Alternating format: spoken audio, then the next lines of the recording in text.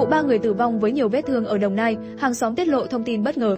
Sáng 3 tháng 10, tại xã Đắc Nhau, Đồng Nai, 3 người trong một gia đình bị hại tại nhà riêng, nghi phạm mang theo vũ khí xuất hiện trong camera và hiện công an đang truy bắt.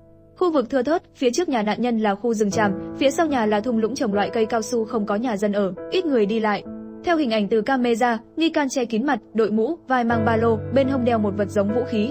Một người dân kể lại, bà CHH bị sát ngay phía ngoài khu vực gần sân cạnh xe ô tô, còn ông DDT và đứa cháu ngoại 11 tuổi tử vong cạnh mâm cơm ở ngoài hiên nhà.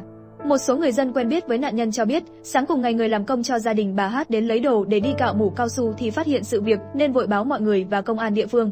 Một số thông tin còn cho biết, hung thủ đã kéo một chiếc két sắt ra phía sau vườn để cậy, đập lấy tài sản.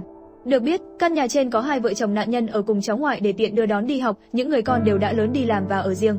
Nạn nhân hiền lành, không có mâu thuẫn với ai ở xung quanh và gia đình thuộc diện khá giả.